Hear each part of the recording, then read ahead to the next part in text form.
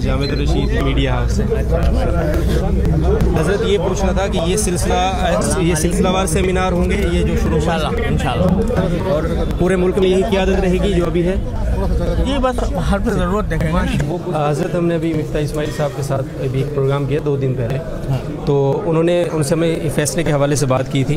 तो उन्होंने कहा था कि मैं जब वज़ीर ख़जाना बना तो कुछ मुल्कों के सफ़रा ने जिन्होंने हमें बहुत पैसा दिया है उनके बहुत तहफ़्फ़ुज़ात हैं जो हमारे लिए बहुत मुश्किल है जिसको करना। तो हज़रत आपकी तो आलमी उस पर नज़र है जो मालियाती इदारे हैं, तो क्या उनके पास कोई ऐसे ऑप्शन या विंडोज़ हैं जो हमें इस निज़ाम के बावजूद ताउन करने पर आमादा हो जाएंगे?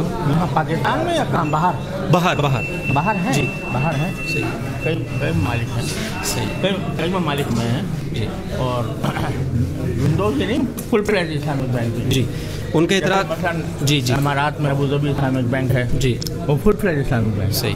वो ये कह रहे थे कि जैसे IMF या वर्ल्ड बैंक है तो उसके साथ हम कैसे डील करेंगे? वर्ल्ड बैंक और IMF जो है वो इस वक्त तो हम, क्योंकि हमारा हाथ नीचे है उनका हाथ ऊपर है जी, तो इस वास्ते हमें उनसे निगोशिएट करने में थोड़ी दुश्वारी हो रही है जी, लेकिन हकीकत ये है कि सही तरीका उसका यह है कि वहाँ से जो कुछ फाइनेंसिंग हो वो एसेट बेस्ड हो, सही, प्रोजेक्ट बेस्ड हो। ठीक है, तो जब प्रोजेक्ट बेस्ड होगी तो वो इस्लामी तरीके से हो सकती है और वो तैयार भी है इसके लिए, ठीक है, अगर हम उसके ऊपर जम जाएँ तो। जी, जज़ाकल्लाह।